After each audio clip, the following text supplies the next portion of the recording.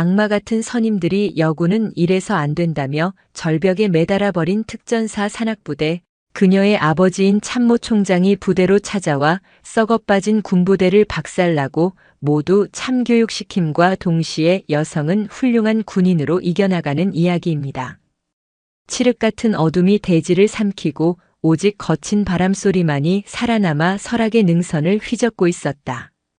하늘에 박힌 별들은 금방이라도 쏟아져 내리듯 차갑게 빛났고 그 아래 펼쳐진 산맥은 태고의 거인이 잠든 것처럼 웅장하고 고요했다. 이곳은 대한민국에서 가장 험준하고 아름다운 산 설악산, 그리고 그 심장부에 자리한 육군 특수전 사령부 예하 비호부대는 설악의 전기만큼이나 거칠고 강인한 사내들의 터전이었다. 그곳에 한지아 하사라는 이질적인 존재가 발을 들였다. 신고합니다. 하사 한지아 금일부로 비호부대 전입을 명받았습니다. 이에 신고합니다. 부대 연병장에 울려 퍼진 목소리는 낭낭했지만 그 목소리를 듣는 기존 부대원들의 시선은 결코 곱지 않았다. 갓 임관한 티를 벗지 못한 앳된 얼굴, 특전사라고는 하지만 다부지면서도 가느다란 체구. 무엇보다 그들의 심기를 불편하게 만든 것은 그녀의 이름 뒤에 보이지 않는 꼬리표처럼 따라붙는 배경이었다. 육군 참모총장 한민준 대장의 외동딸. 그 사실 하나만으로도 한지아는 비호부대에서 특별한 존재가 되었다. 그녀의 의지와는 상관없이 총장님 따님이시라. 여긴 놀러 오는 데가 아닐 텐데. 비아냥거림은 그림자처럼 그녀를 따라다녔다. 식당에서도 생활관에서도 심지어 훈련 준비를 하는 순간에도 수군거림은 멈추지 않았다. 한지아는 그 모든 것을 묵묵히 감내했다. 아버지가 군 최고 지휘관이라는 사실이 자신에게는 넘어야 할 가장 높은 산이라는 것을 그녀는 누구보다 잘 알고 있었다. 그래서 일부러 가장 힘들고 험하다는 산악 전문 특수부대, 이곳 비호부대를 자원했다. 아버지의 후광이 아닌 오직 자신의 힘으로 진정한 군인으로 인정받고 싶었다. 하지만 현실의 벽은 생각보다 더 차갑고 단단했다. 그 중심에는 황철중 중사가 있었다. 황철중 중사는 비호부대에서도 알아주는 산악전 전문가이자 부대 내 실세였다. 십수년간 설악의 암벽과 능선을 제 집처럼 드나든 경험, 그리고 웬만한 장교들 앞에서도 주눅 들지 않는 배짱과 거친 성격은 그를 부대의 왕으로 만들었다. 그는 약자에게 강하고 강자에게는 교묘하게 아부할 줄 아는 전형적인 강약약강의 인간이었다. 그리고 그의 눈에 한지아는 더할 나위 없이 좋은 먹잇감이었다. 어이 신참. 커피 한 잔 타와봐. 참모 총장님 따님이 타주는 커피는 맛이 좀 다른가? 첫날부터 시작된 그의 희롱은 날이 갈수록 노골적으로 변해갔다. 훈련 중에는 일부러 그녀의 어깨나 등을 툭툭 치며 불필요한 신체 접촉을 시도했고 회식 자리에서는 끈적한 농담을 던지며 반응을 살폈다. 그의 곁에는 항상 박상길 하사와 김태수 하사가 그림자처럼 붙어다니며 낄낄거리고 추임새를 넣었다. 한지아는 그의 모든 희롱과 추파를 칼같이 잘라냈다. 감정을 드러내지 않는 무표정한 얼굴, 사무적인 말투, 그리고 필요 이상의 거리를 유지하는 단호한 태도. 그것이 그녀가 자신을 지키는 유일한 방법이었다. 황 중사님 용무 외의 발언은 삼가주시기 바랍니다. 깍쟁이는.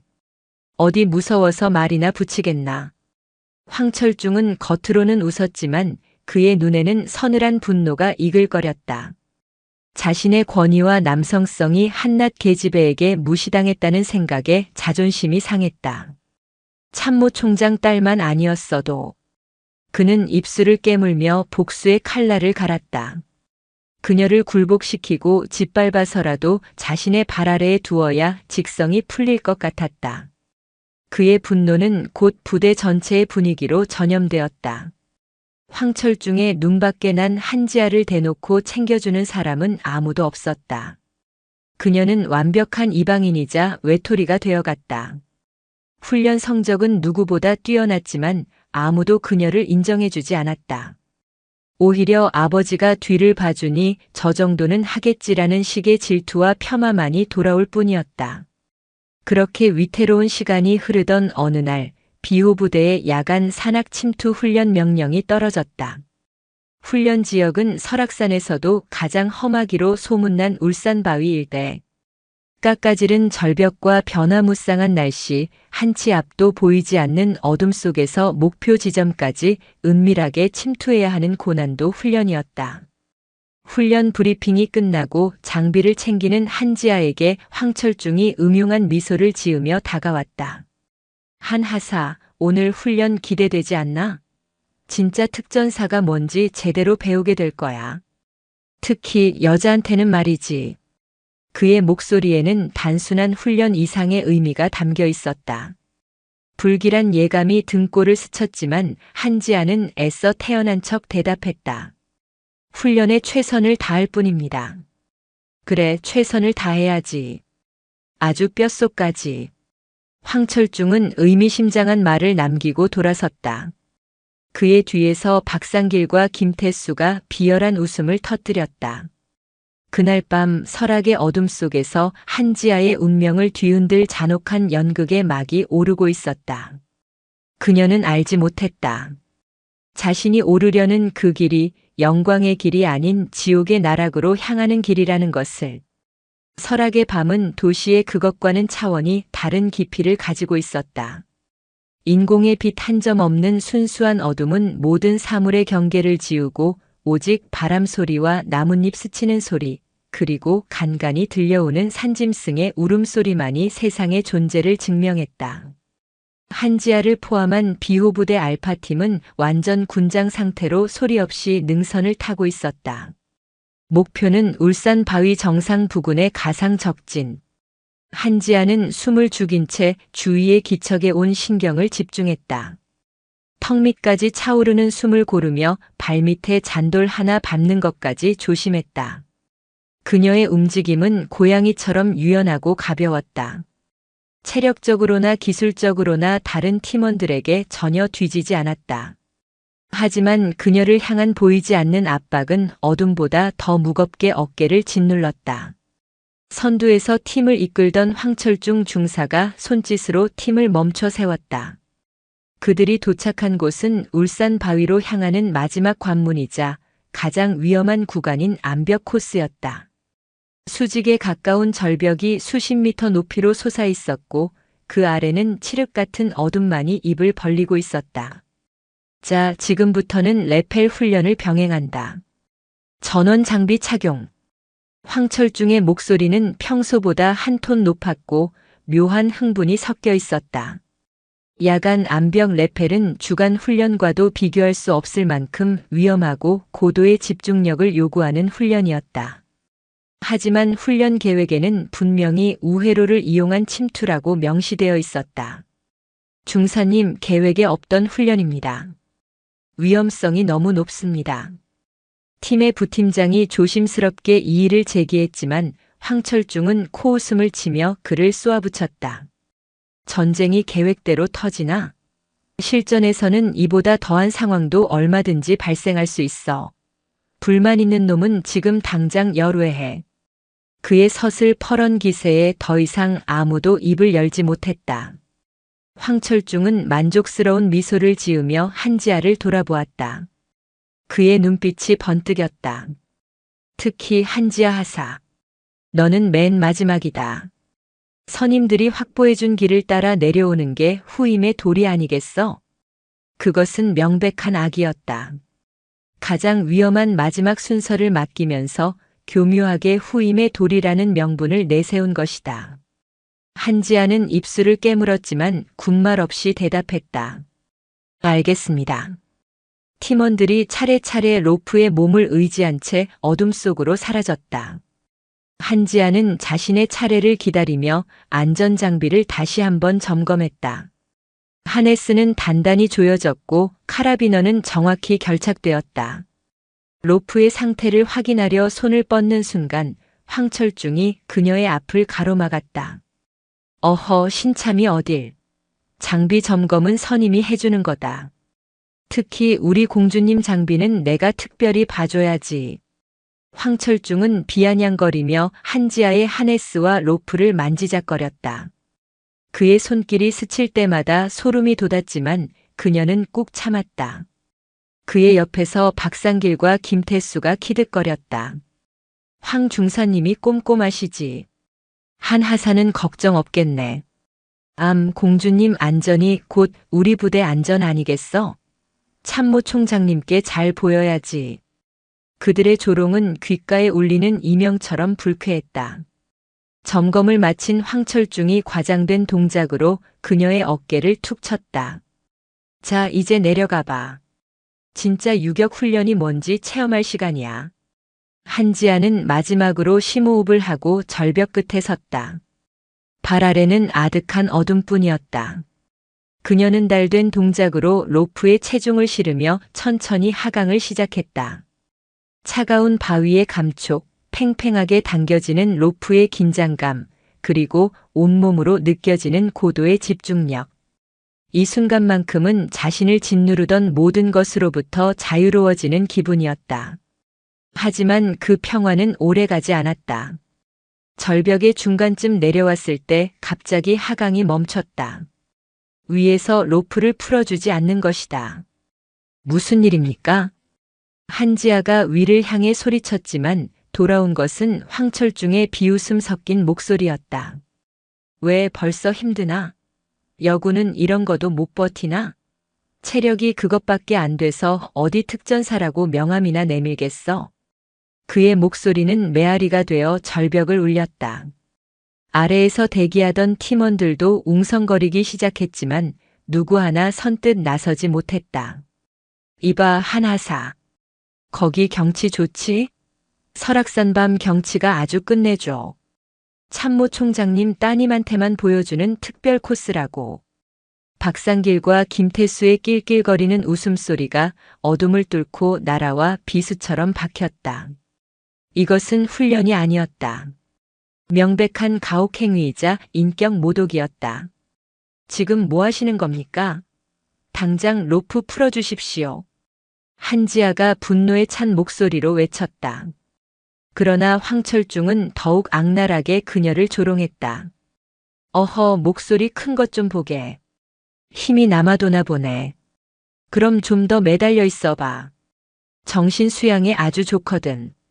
우리가 이걸 뭐라고 부르는지 알아? 참교육이라고 부르지. 그 순간 한지아의 몸이 아래로 훅 꺼졌다. 황철중이 일부러 로프를 살짝 놓았다가 다시 잡은 것이다. 짧은 자유낙하의 공포가 온몸을 덮쳤다. 심장이 철렁 내려앉고 손에서는 식은땀이 흘렀다. 하하, 재밌지? 놀이기구 타는 것 같지 않아? 위에서는 악마의 웃음소리가 끊이지 않았다. 한지아는 이를 악물었다. 분노와 수치심에 온몸이 떨려왔다. 눈물이 핑 돌았지만 약한 모습을 보일 수는 없었다. 그녀는 거친 숨을 몰아쉬며 위를 노려보았다. 어둠 속에서도 자신을 내려다보며 희죽거리는 그들의 실루엣이 보였다. 설악의 밤바람이 칼날처럼 그녀의 뺨을 스쳤다. 그녀는 지금 인간의 아기로 엮인 거미줄에 대롱대롱 매달린 한 마리 나약한 곤충과도 같았다. 하지만 그녀의 눈빛은 결코 꺾이지 않았다. 그 눈빛은 분노를 넘어 서슬 퍼런 결의로 타오르고 있었다. 이 지옥 같은 순간을 반드시 이겨내고 저 악마들에게 대가를 치르게 하리라고. 시간이 얼마나 흘렀을까? 1분, 10분, 아니면 1시간. 칠흑 같은 어둠 속에서 시간 감각은 무의미했다. 한지아에게 주어진 것은 오직 로프의 장력과 온몸을 옥죄는 하네스의 압박감, 그리고 뼛속까지 스며드는 설악의 밤 공기뿐이었다. 팔과 다리의 감각은 점점 무뎌졌고 온몸의 근육이 비명을 지르기 시작했다. 위에서는 여전히 간헐적으로 조롱 섞인 목소리가 들려왔다. 아직 살아있나 한하사? 대답이 없네. 기절했나? 원래 계집애들은 끈기가 없어서 말이야. 저러다 오줌이라도 지리는 거 아니야? 하하. 그들의 저열한 언어는 물리적인 고통보다 더 깊이 그녀의 영혼을 핥히었다. 한지아는 대꾸할 힘조차 남아있지 않았다. 그저 이를 악물고 버틸 뿐이었다. 여기서 무너지면 저들의 의도대로 되는 것이다. 아버지의 딸이 아닌 군인 한지아로서의 자존심이 그것을 용납하지 않았다. 버텨야 한다. 반드시. 의식이 흐릿해지려 할 때마다 그녀는 스스로를 채찍질했다. 가족의 얼굴을 떠올리고 군인이 되겠다고 맹세했던 순간을 되새겼다. 하지만 육체의 한계는 냉정했다. 꽉 쥐고 있던 소나기의 힘이 서서히 풀리기 시작했다. 이대로 정신을 놓으면 모든 것이 끝이었다. 수십 미터 아래의 바위와 하나가 되어 한 줌의 비극으로 남게 될 것이다. 바로 그 순간이었다. 거기서 뭐 하는 건가? 어둠을 가르는 날카로운 외침. 그 목소리는 황철중 무리의 것이 아니었다. 굵고 낮은 연륜과 위엄이 묻어나는 목소리였다. 절벽 위 황철중과 그의 패거리들이 소리가 난 쪽을 돌아보았다. 손전등 불빛과 함께 나타난 인형은 그들이 가장 마주치고 싶지 않은 사람이었다. 비호부대에 살아있는 전설이자 주임원사인 최정훈 원사였다. 최정훈 원사는 평생을 특전사로 살아온 베테랑 중의 베테랑이었다. 부대원들에게는 아버지처럼 엄하면서도 따뜻한 존재였지만 군 기강을 해치는 이들에게는 그 누구보다 무서운 호랑이였다. 그는 야간 훈련장을 순찰하던 중 계획에 없는 암벽 지점에서 들려오는 소란을 듣고 곧장 달려온 것이었다. 황 중사. 지금 이게 무슨 상황인지 설명해보게. 최정훈 원사의 목소리는 얼음장처럼 차가웠다. 그의 눈빛은 어둠 속에서도 형형하게 빛나며 황철중의 변명을 꿰뚫어 보는 듯 했다. 아, 원사님. 야간 특별 훈련 중이었습니다. 한지아 하사의 담력을 키워주기 위해. 황철중은 당황한 기색을 감추며 둘러댔지만 최 원사는 그의 말을 가로막았다. 특별 훈련? 내 허락도 없이? 그리고 부대원의 안전을 담보로 하는 훈련은 이 세상에 존재하지 않아. 당장 한 하사 끌어올려. 호통 소리에 황철중과 박상길, 김태수는 화들짝 놀라 허둥지둥 로프를 당기기 시작했다. 아래에 매달려 있던 다른 팀원들도 황급히 합세했다.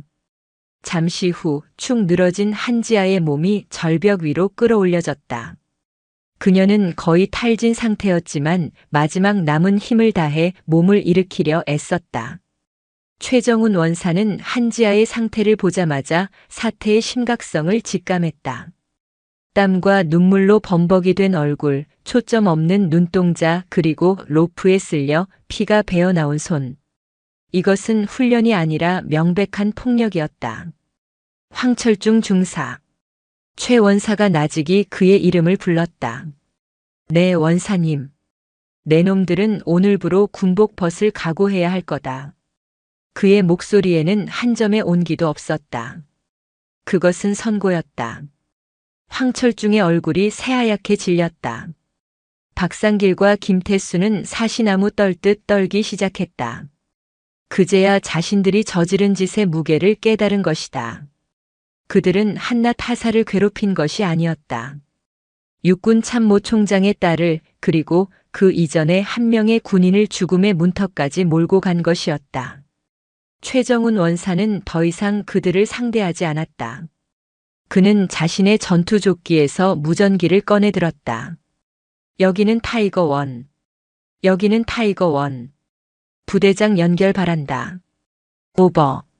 무전기에서 치직거리는 소음과 함께 긴급한 호출이 시작되었다. 설악의 깊은 밤 한지아의 가혹행위 사건은 그렇게 세상에 알려지게 되었다. 그것은 거대한 폭풍의 시작을 알리는 미약한 바람이었다. 앞으로 비호부대에 그리고 대한민국 육군에 휘몰아칠 피의 숙청을 예고하는. 한지아는 희미해져가는 의식 속에서 최정훈 원사의 단단한 등을 바라보았다. 그리고 생각했다. 지옥의 끝에서 마침내 한 줄기 빛을 보았다고. 이제 반격의 시간이었다. 최정훈 원사의 무전은 설악산의 깊은 정적을 깨트리는 날카로운 파열음과 같았다. 그것은 단순히 한 부대원을 구출했다는 보고가 아니었다. 골물대로 골마버린 비호부대의 치부를 수면 위로 끌어올리는 거대한 폭풍의 전주곡이었다. 절벽 위로 끌어올려진 한지아는 탈진 상태에서도 정신을 놓지 않으려 안간 힘을 썼다. 온몸의 근육이 제멋대로 경련을 일으켰고 차가운 밤 공기에 노출된 피부는 감각을 잃어가고 있었다. 하지만 그보다 더 그녀를 힘들게 한 것은 바로 눈앞에서 벌어지는 기만적인 상황이었다. 원사님 오해십니다. 이건 그냥 좀 짓궂은 장난이었습니다. 맞습니다. 저희가 한 하사랑 친해지려고 훈련 강도가 좀 셌던 것뿐입니다.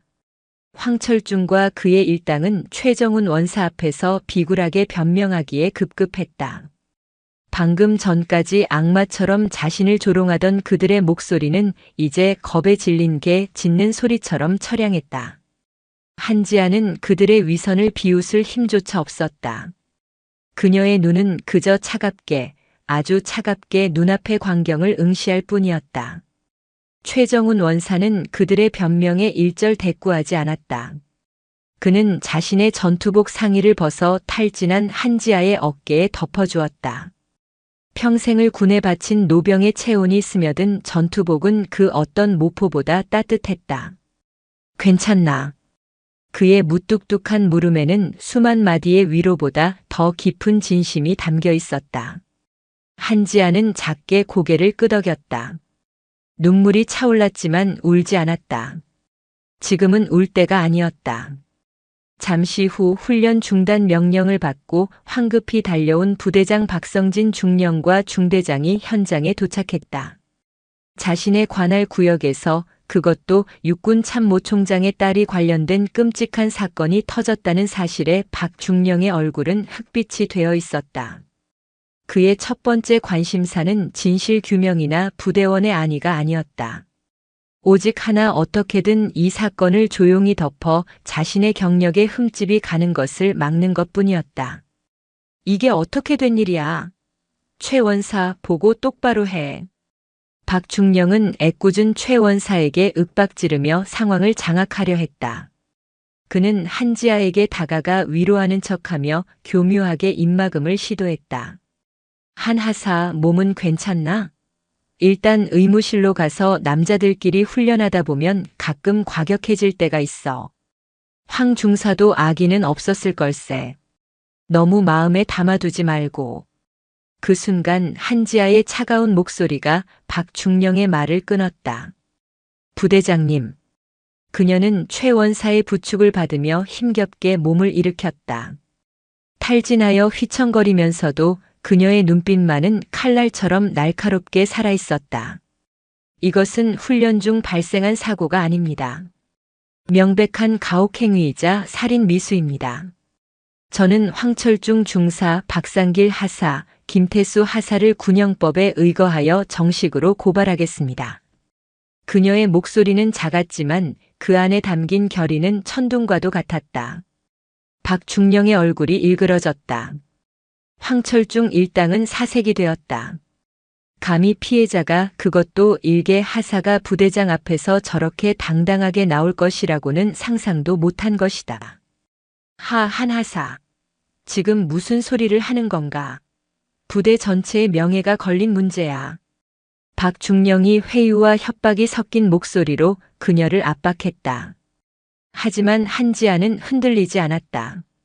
썩어가는 팔을 붙잡고 있는 것이 명예입니까? 아니면 썩은 부위를 도려내는 것이 진정한 명예입니까? 저는 후자를 택하겠습니다. 더 이상 대화가 통하지 않는다고 판단한 박중령은 최후의 수단을 쓰기로 했다. 그는 최정훈 원사를 한쪽으로 불러내 낮은 목소리로 속삭였다. 최 원사, 괜히 일 크게 만들지 맙시다. 원사님 군 생활도 이제 얼마 안 남았잖소. 좋게 좋게 마무리하고 내가 알아서 보고 잘 올릴 테니. 그것은 명백한 협박이자 진실을 덮으려는 비겁한 시도였다. 최정훈 원사는 말없이 박중령을 바라보았다. 그의 깊은 눈은 설악의 밤처럼 어둡고 고요했다. 잠시 후 그가 입을 열었다. 부대장님, 저는 평생을 이 군복에 부끄럽지 않게 살아왔습니다. 그리고 남은 군 생활도 그럴 겁니다. 최정훈 원사는 박중령을 지나쳐 다시 한지아에게로 향했다. 그는 더 이상 부대의 자체 보고 라인을 신뢰할 수 없었다. 그는 자신의 인맥을 총동원해 이 사건을 육군본부 감찰실에 직접 보고하기로 결심했다. 박중령의 지휘 계통을 완전히 무시하는 군인으로서 자신의 모든 것을 건 도박이었다. 한하사, 자네 혼자가 아니야. 최 원사의 그 한마디에 굳건히 버티고 있던 한지아의 눈시울이 마침내 뜨거워졌다. 그 시각 비호부대 막사에서는 황철중이 불안에 떨며 동료들을 닥달하고 있었다. 야, 입 똑바로 맞춰. 그냥 훈련이 좀 빡셌던 거라고. 알았어? 딴소리하는 새끼는 내가 가만 안 둬. 그는 다른 팀원들을 협박하며 입을 맞추려 했지만 이미 부대의 분위기는 걷잡을 수 없이 술렁이고 있었다. 몇몇 양심 있는 부사관들은 최정훈 원사의 편에 서서 진실을 증언할 준비를 하고 있었다. 고요한 폭풍이 비호부대를 덮치고 있었다. 겉으로는 평온했지만 그 수면 아래에서는 진실을 밝히려는 자와 덮으려는 자, 그리고 방관하는 자들의 보이지 않는 전쟁이 시작되고 있었다.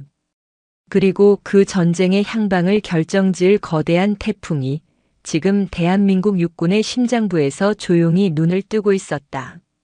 대한민국 육군본부가 위치한 계룡대의 밤은 언제나처럼 고요하고 질서정연했다.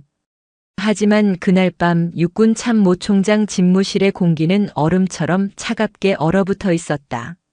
집무실의 주인이자 대한민국 육군을 이끄는 수장 한민준 대장은 책상 위에 놓인 긴급 보고서를 읽고 있었다. 그의 얼굴은 평소의 온화함은 온데간데 없이 분노로 딱딱하게 굳어 있었다.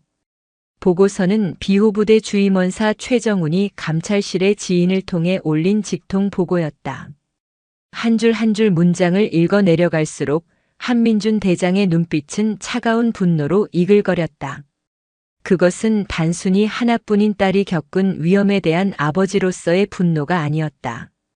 자신이 평생을 바쳐 지켜온 군의 명예와 기강이 일부 썩어빠진 군인들에 의해 처참하게 짓밟혔다는 사실에 대한 지휘관으로서의 참을 수 없는 모멸감과 진노였다.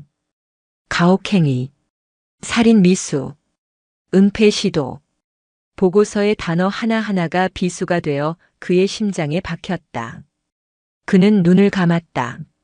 눈앞에 어릴 적 군인이 되고 싶다며 군복을 입고 천진난만하게 웃던 딸의 모습이 스쳐 지나갔다. 자신의 뒤를 이어 험난한 군인의 길을 걷겠다던 딸을 그는 자랑스러워하면서도 늘 마음 한편으로는 걱정했다. 그러나 이런 식으로 가장 믿었던 부하들에게 끔찍한 일을 당하게 될 줄은 꿈에도 몰랐다. 여봐라.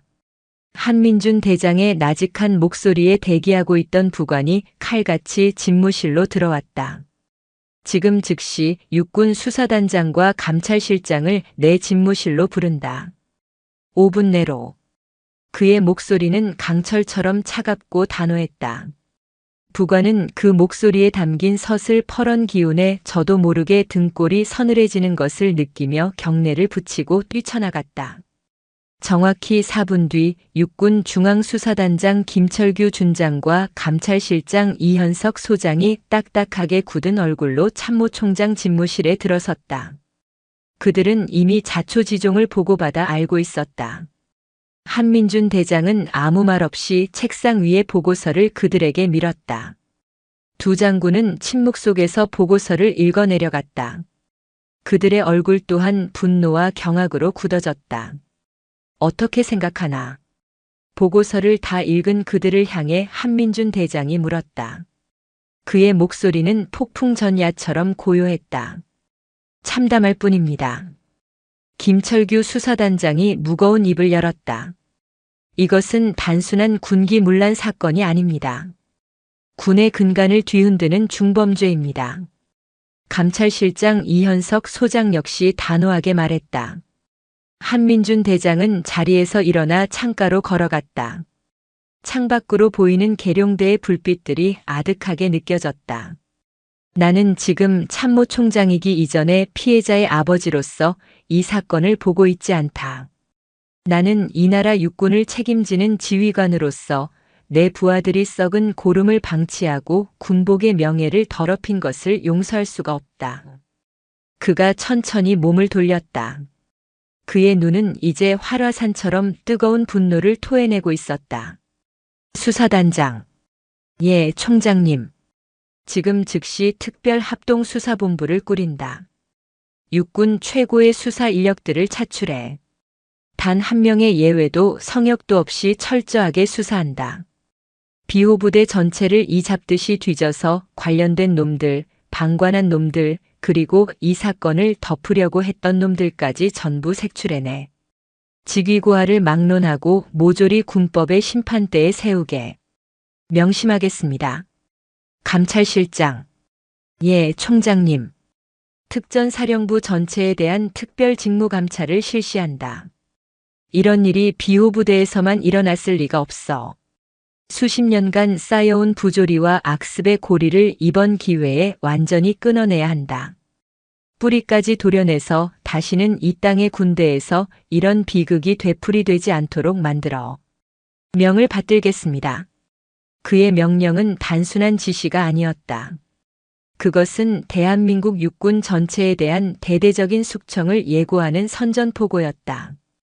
다음 날 새벽 동이트기도 전 설악산 비호부대의 위병소 앞으로 검은색 세단 여러 대가 먼지를 일으키며 달려왔다. 뒤이어 도착한 육군 수사단 버스에서 내린 것은 날카로운 눈빛의 헌병 수사관들이었다. 그들의 등장은 평화롭던 부대를 순식간에 전쟁터와 같은 긴장감으로 몰아넣었다. 합동수사본부장으로 임명된 김진우 대령은 한치의 망설임도 없이 부대장 박성진 중령의 사무실로 향했다. 지금 이 시간부로 비호부대에 대한 모든 지휘 통제권은 합동수사본부가 인수한다. 부대장 이하 모든 장병은 수사본부의 통제에 따라야 한다. 김진우 대령의 선언에 박성진 중령은 아무 말도 하지 못했다. 그의 눈앞에 있는 것은 일개 대령이 아니었다. 그것은 참모총장의 의지이자 군법 그 자체였다. 그의 군 생활은 그리고 비호부대의 운명은 바로 이 순간 끝났음을 직감했다. 수사관들은 부대 전체를 장악했다. 모든 통신은 감청되었고 부대원들은 전원 격리되어 개별 신문을 받기 시작했다. 황철중, 박상길, 김태수는 가장 먼저 체포되어 별도의 조사실로 압송되었다. 그들의 얼굴에서는 전날 밤의 오만함은 찾아볼 수 없었다. 오직 공포와 절망만이 가득했다. 장군의 진노는 그렇게 설악의 깊은 산골짜기까지 뒤흔드는 거대한 태풍이 되어 몰아치기 시작했다. 육군 중앙수사단 최고의 저승사자로 불리는 김진우 대령의 수사는 자비가 없었다. 그는 비호부대 내에 임시로 차려진 합동수사본부에서 밤낮을 가리지 않고 관련자들을 몰아붙였다. 그의 수사 방식은 단순한 신문이 아니었다. 그는 상대의 가장 약한 부분을 파고들어 스스로 무너지게 만드는 심리전의 대가였다. 첫 번째 목표는 황철중 패거리의 가장 약한 고리 김태수 하사였다. 김태수 하사. 지금 내 앞에 놓인 선택지는 두 개다. 하나, 황철중의 충실한 개로 남아서 모든 죄를 뒤집어쓰고 군 교도소에서 청춘을 썩는 것. 둘, 내가 본 것과 한 짓을 모두 사실대로 이야기하고 군인으로서 마지막 명예를 지킬 기회를 얻는 것. 조사실의 싸늘한 공기 속에서 김진우 대령의 목소리가 낮게 울렸다. 김태수는 입술을 파르르 떨며 고개를 숙였다. 저는 시키는 대로 했을 뿐입니다. 시키는 대로? 절벽에 매달린 동료를 조롱하고 죽음의 공포에 떠는 것을 보며 낄낄거린 것도 황 중사가 시킨 건가? 그건 내 자신의 선택이었어. 안 그런가? 김 대령은 김태수가 흔들리는 것을 놓치지 않고 더욱 강하게 압박했다. 황철중은 지금 모든 것을 너희에게 떠넘기고 있어. 어린 놈들이 분위기에 취해서 오버했다고 말이야. 이대로 가면 너는 주범, 황철중은 방조범이 될 수도 있어. 정말 그렇게 되길 바라나? 그 말에 김태수의 눈빛이 흔들렸다. 배신감과 공포가 뒤섞인 표정. 결국 그는 무너졌다. 아닙니다. 전부 황 중사님이 계획한 겁니다. 한지아 하사가 자기 말을 듣지 않는다고 처음부터 벼르고 있었습니다. 훈련 계획을 멋대로 바꾼 것도 로프를 가지고 장난친 것도 전부 황 중사님이 시킨 일입니다. 첫 번째 둑이 무너지자 본물처럼 진술이 쏟아져 나왔다. 김태수는 황철중이 평소에도 한지아에게 가했던 성희롱과 언어폭력 그리고 사건 당일의 구체적인 상황까지 모두 털어놓았다. 그의 자백은 수사의 결정적인 돌파구가 되었다. 다음은 박상길 하사였다.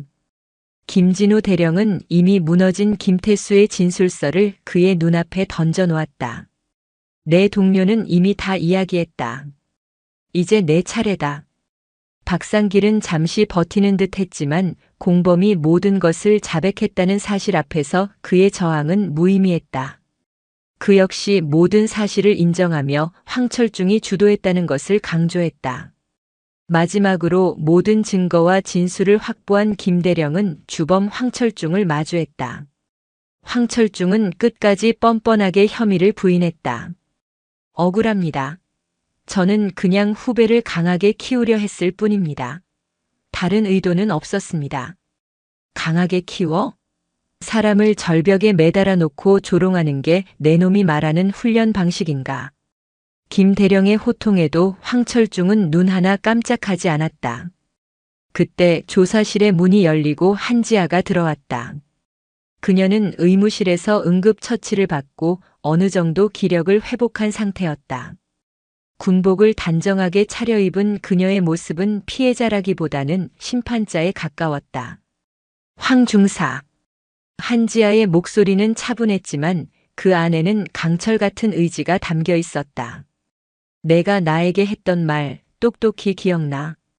여군은 이런 거도 못 버티냐 참교육을 시켜주겠다고 했지.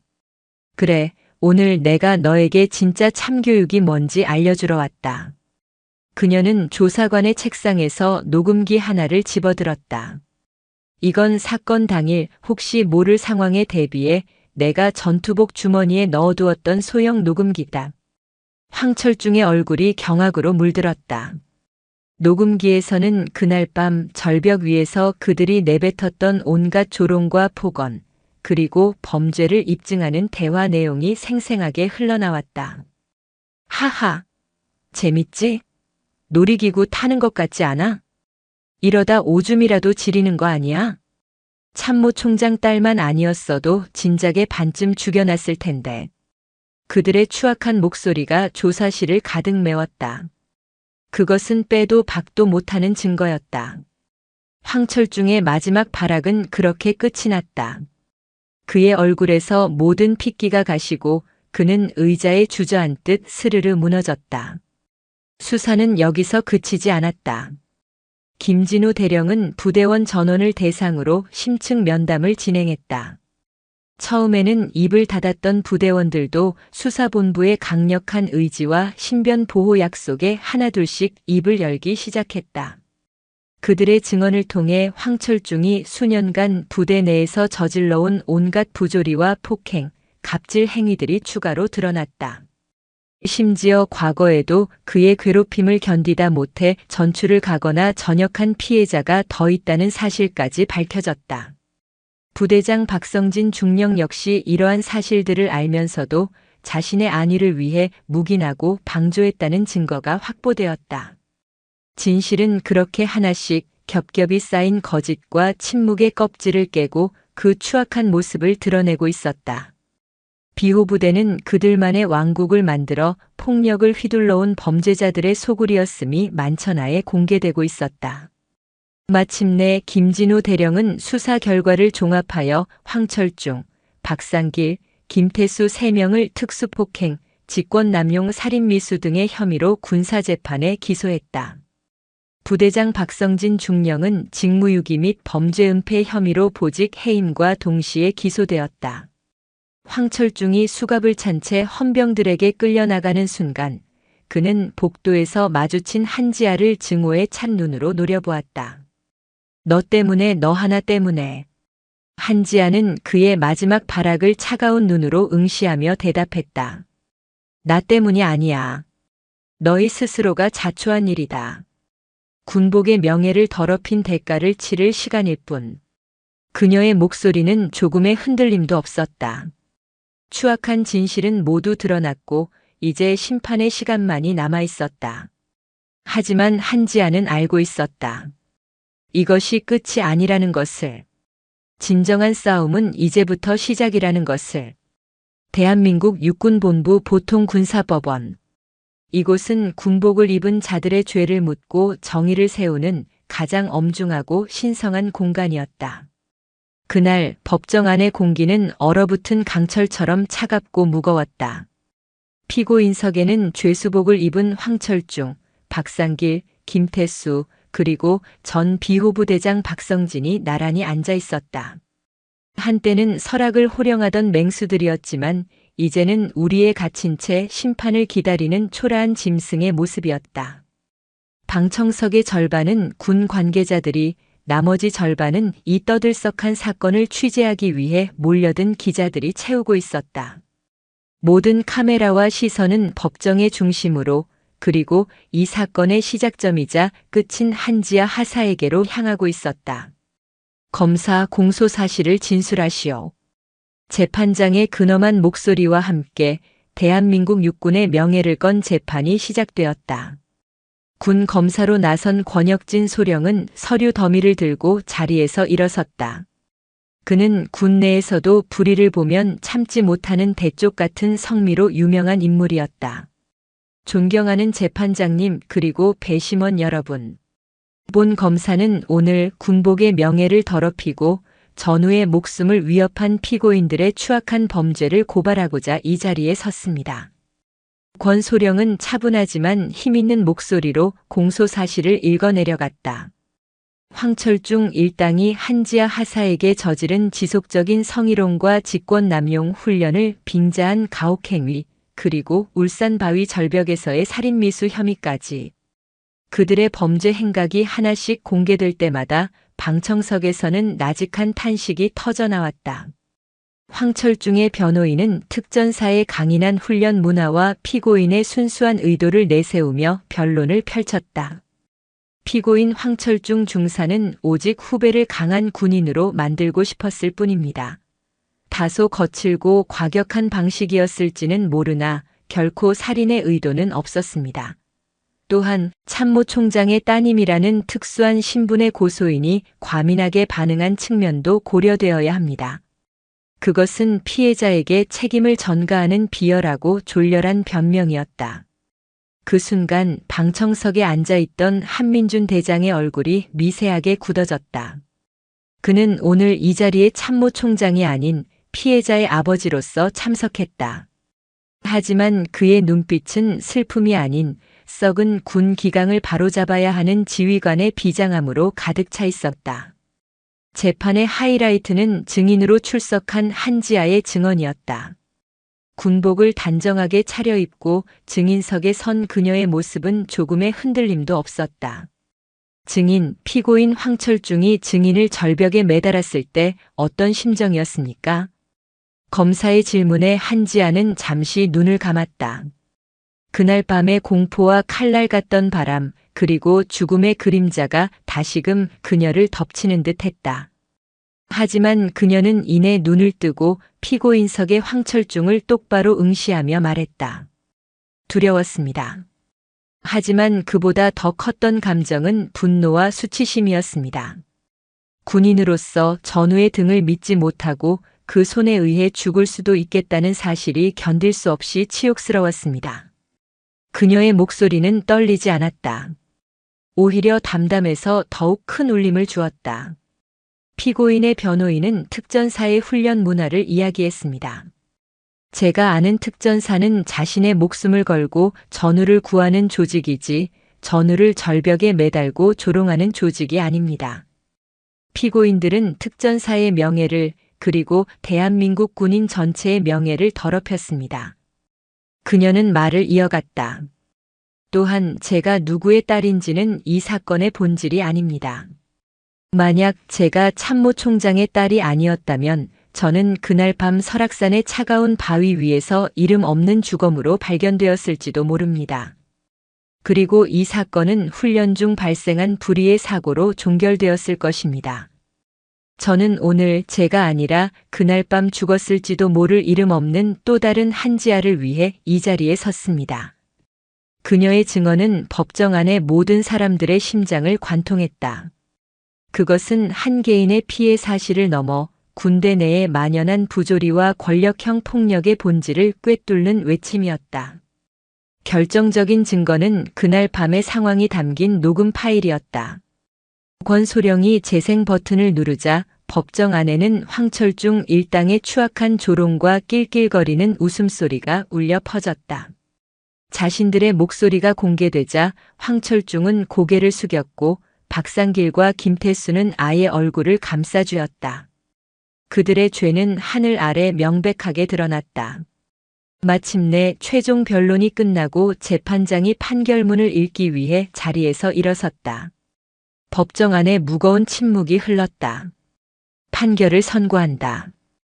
피고인 황철중, 특수폭행, 직권남용 가혹행위, 살인미수 이 모든 혐의에 대해 유죄를 인정한다.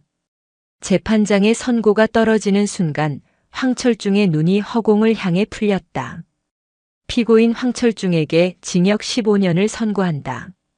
동시에 대한민국 육군에서 파면하고 모든 서운을 박탈한다. 파면. 군인에게 내려질 수 있는 가장 불명예스러운 처벌이었다. 그것은 그의 군 생활 전체가 부정당하고 사회적으로도 사망 선고를 받는 것과 다름없었다. 황철중은 무언가 소리치려 했지만 목소리가 나오지 않았다. 그의 옆에서 박상길과 김태수 역시 각각 징역 7년과 5년을 선고받고 절망에 빠져 흐느꼈다. 부대장 박성진 역시 직무유기 혐의로 징역 2년에 집행유예 3년을 선고받고 불명예 전역이 결정되었다. 그의 군 경력은 한순간에 물거품이 되었다. 탕, 탕, 탕. 재판장의 의사봉 소리가 법정 안을 3번 울렸다. 그것은 추악한 범죄에 대한 단호한 심판의 소리였고 썩어빠진 군 기강에 대한 경고의 소리였으며 길고 길었던 싸움의 끝을 알리는 소리였다. 한지아는 조용히 눈을 감았다. 정의는 승리했다. 하지만 그녀의 마음은 기쁨보다 무거운 책임감으로 가득 차 있었다. 진정한 싸움은 이제부터 시작이었다. 황철중 일당에 대한 단호한 판결은 시작에 불과했다. 그것은 고요한 호수에 던져진 거대한 돌멩이였고 그 파문은 대한민국 육군 전체로 걷잡을 수 없이 퍼져나갔다. 한민준 참모총장의 지시로 시작된 특별직무감찰과 수사는 비호부대 게이트라는 이름으로 불리며 군의 어두운 치부를 남김없이 들춰내기 시작했다. 감찰의 칼날은 특전사령부 전체를 향했다. 수십 년간 특수부대의 전통이라는 이름 아래 자행되어 온 온갖 부조리와 악습들이 수면 위로 떠올랐다. 구타, 가혹행위, 선임들의 사적 지시, 인사비리, 군수품 횡령 등 마치 판도라의 상자라도 열린 듯 골마 터진 환부들이 속속 드러났다. 육군본부는 비상체제에 돌입했다. 매일 아침 신문 사회면은 군 내부 비리 폭로 기사로 도배되었고 국민들의 질타는 빗발쳤다. 한민준 대장은 정면 돌파를 선택했다. 그는 대국민 사과 성명을 발표하고 지휘고하를 막론한 성역 없는 수사와 군 개혁을 약속했다. 이번 사태는 대한민국 육군의 가장 큰 위기이자 동시에 마지막 기회입니다. 뼈를 깎는 고통이 따르더라도 이번에 환부를 완전히 도려내지 못하면 우리 군의 미래는 없습니다. 그의 약속은 빈말이 아니었다. 특전사령부의 고위급 장교들부터 일선 부대의 부사관들까지 수십 명의 군인들이 줄줄이 보직 해임되거나 징계위원회에 회부되었다. 몇몇은 군사재판에 넘겨져 황철중과 같은 길을 걷게 되었다. 군 창설 이래 유례없는 대규모 숙청 작업이었다. 군 내부에서는 피해 숙청이라 불릴 정도의 강력한 조치에 불만의 목소리도 터져나왔지만 이미 들불처럼 번진 개혁의 요구와 국민적 여론 앞에서 그들의 목소리는 힘을 잃었다. 폭풍의 눈 한가운데 있던 한지아는 모든 공식적인 조사가 끝난 후 아버지인 한민준 대장과 그의 집무실에서 조용히 마주 앉았다. 힘들었을 텐데 잘 견뎌주었다. 한민준 대장은 딸을 향해 따뜻한 차를 건네며 말했다. 그의 목소리에는 아버지로서의 안쓰러움과 지휘관으로서의 미안함이 뒤섞여 있었다. 괜찮습니다, 아버지. 한지아는 담담하게 대답했다. 그녀는 더 이상 그늘 속에 있던 참모총장의 딸이 아니었다. 거대한 폭풍을 온몸으로 이겨낸 한 명의 단단한 군인이었다. 내게 선택지를 주려고 한다. 한민준 대장은 조심스럽게 말을 꺼냈다. 이번 일로 많이 힘들었을 테니 굳이 그곳에 더 머무를 필요는 없다. 육군본부나 학교 기관처럼 편한 자리로 옮겨줄 수 있다. 내가 원한다면. 그것은 그녀를 위한 최선의 배려였다. 끔찍한 기억이 서린 곳, 그리고 자신 때문에 부대가 풍비박산 났다는 동료들의 원망이 남아있을지도 모르는 곳에서 그녀를 빼내주려는 아버지의 마음이었다. 부대의 모든 사람들도 그리고 아마 세상 사람들도 그녀가 당연히 그 제안을 받아들일 것이라 생각할 터였다. 하지만 한지아는 천천히 고개를 저었다. 아니요, 아버지. 저는 비호 부대에 남겠습니다. 예상치 못한 대답에 한민준 대장의 눈이 커졌다. 뭐라고? 지아야, 그건. 제가 이 싸움을 시작했습니다. 부서진 것을 부순 채로 내버려 두고 떠나는 것은 제 방식이 아닙니다. 누군가는 남아서 부서진 조각들을 다시 붙이고 새로운 것을 만들어야 합니다. 그녀의 눈빛은 확고했다. 저는 제가 꿈꾸던 부대를 제 손으로 직접 만들고 싶습니다. 서로를 믿고 등을 맡길 수 있는 진정한 전우들이 있는 곳. 힘든 훈련 속에서도 웃음을 잃지 않는 곳. 강하지만 동시에 따뜻한 부대. 그런 비호 부대를 다시 세우는 일에 제 힘을 보태고 싶습니다. 한민준 대장은 한동안 딸의 얼굴을 말없이 바라보았다. 그녀의 얼굴에서 그는 이제 앳된 딸의 모습이 아닌 자신과 같은 길을 걷는 굳건한 군인의 모습을 보았다. 두려움을 이겨내고 더 큰 책임감을 선택한 진정한 군인의 모습이었다. 그는 자리에서 일어나 딸의 어깨에 손을 얹었다. 그의 손은 크고 따뜻했다. 자랑스럽구나, 내 딸. 그리고 나의 전우. 그날 참모총장의 집무실에서 두 군인은 계급과 부녀 관계를 넘어 같은 이상을 공유하는 동지로서 서로를 마주보았다.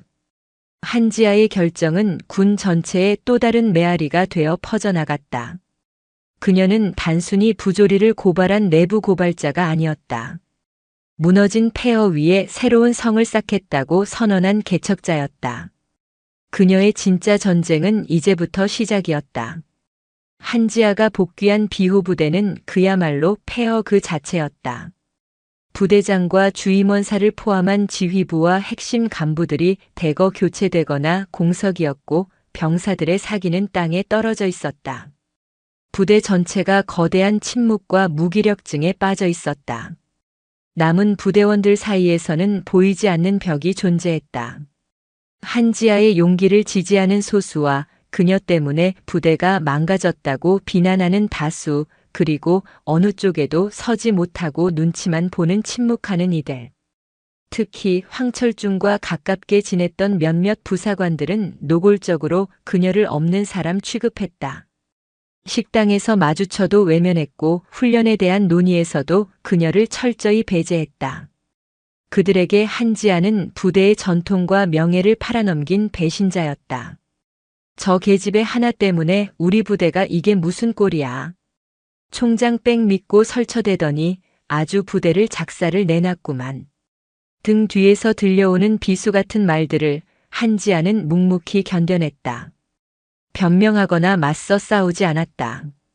말이 아닌 행동으로 보여주는 것만이 유일한 길임을 알고 있었기 때문이다.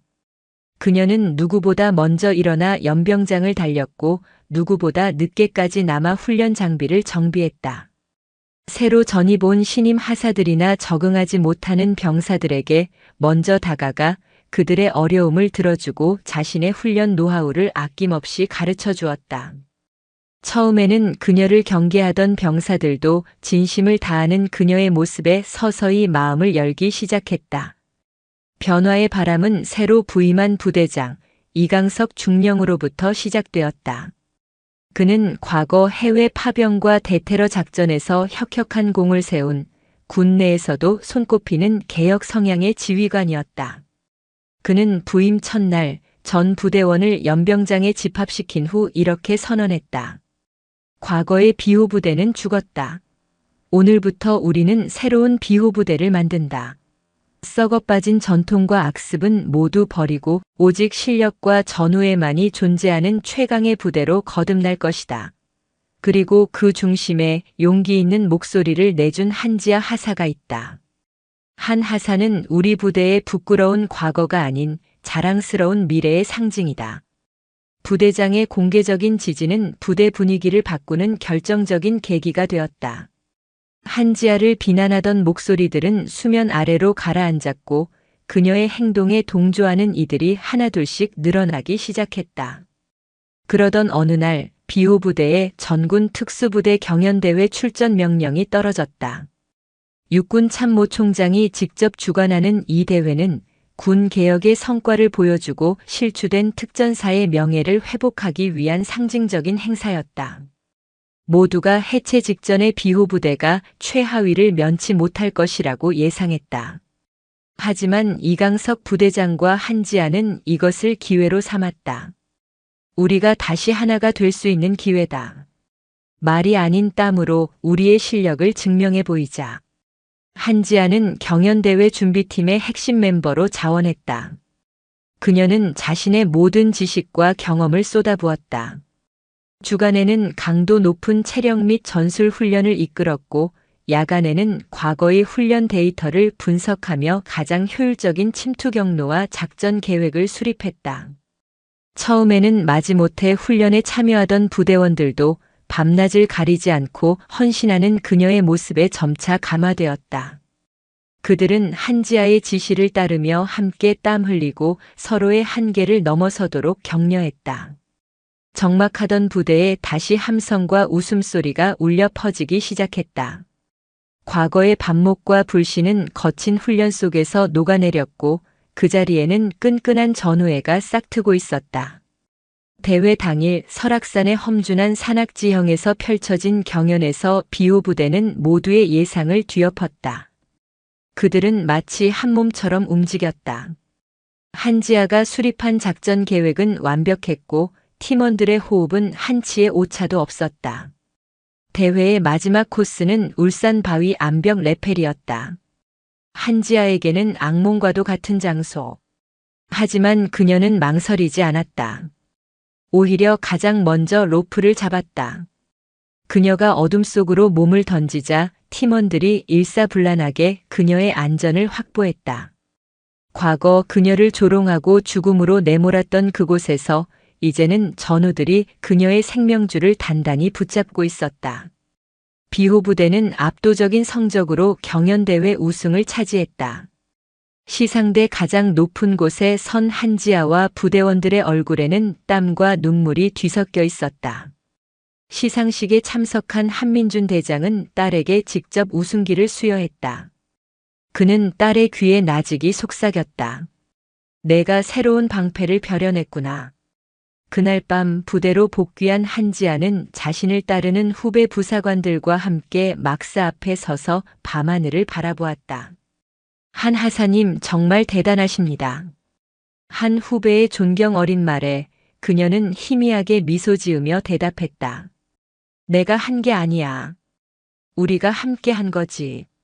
기억해. 우리는 혼자서는 부러지는 화살이지만 함께 묶이면 결코 부러지지 않는 방패가 된다는 걸.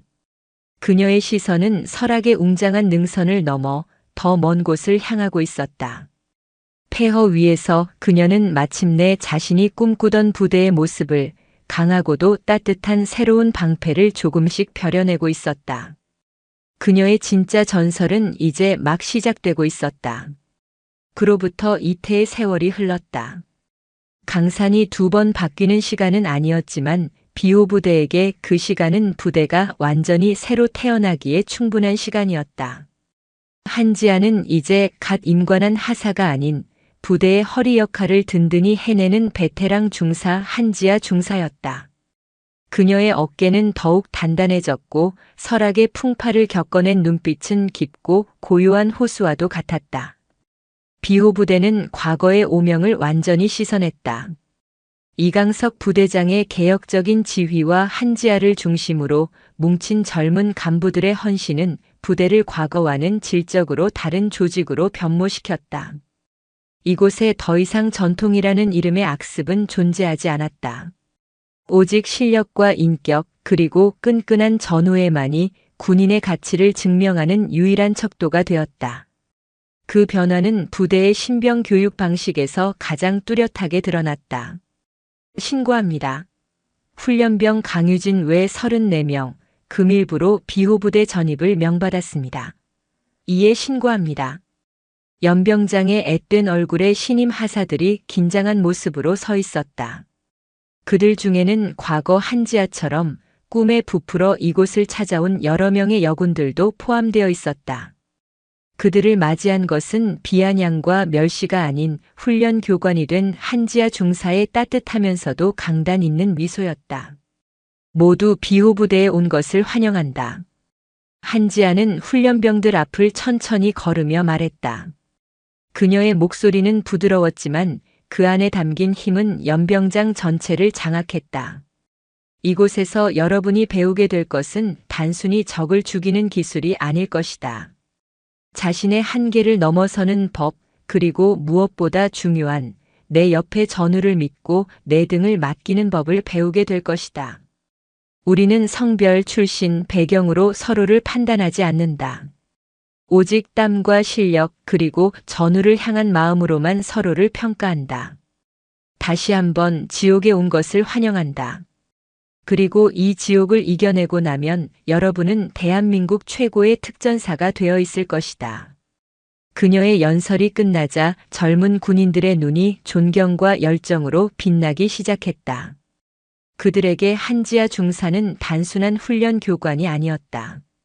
그녀는 부조리에 맞서 부대를 개혁하고 스스로의 힘으로 전설이 된 살아있는 교본 그 자체였다.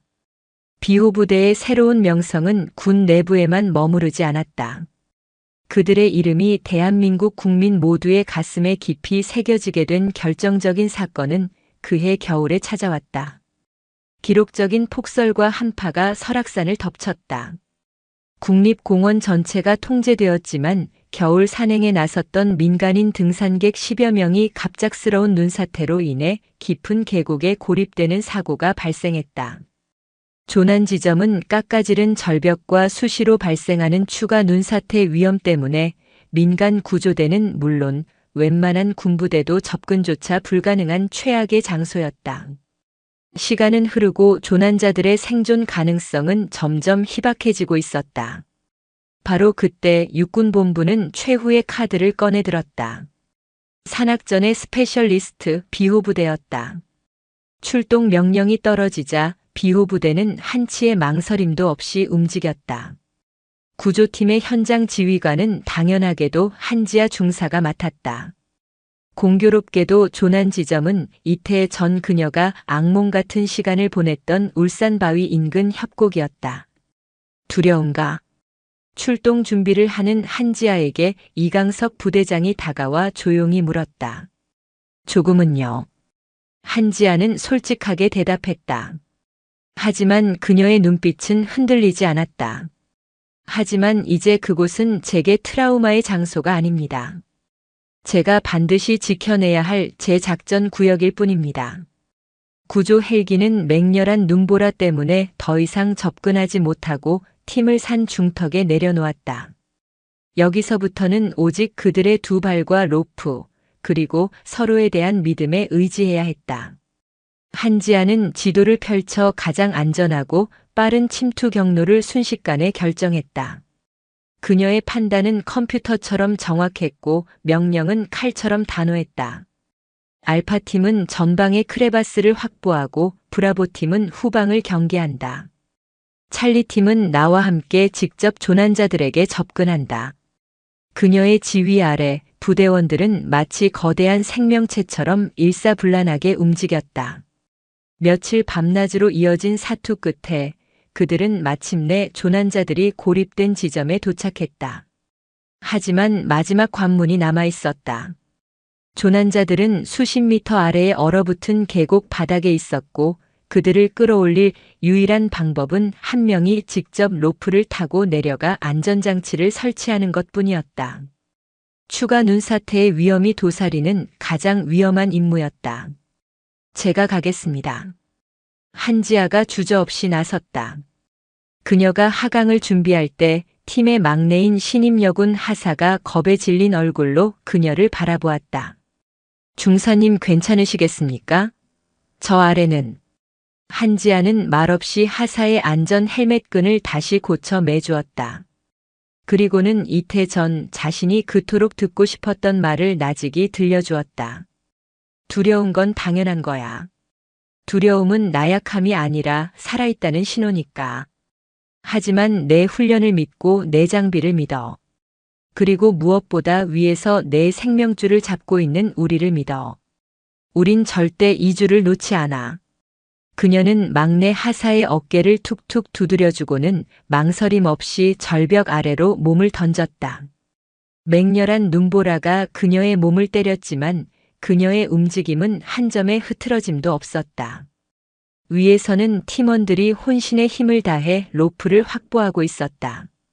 과거의 악몽이 서린 그곳에서 한지아는 이제 누군가를 해치는 아기의 줄이 아닌 생명을 구하는 희망의 줄에 몸을 의지하고 있었다.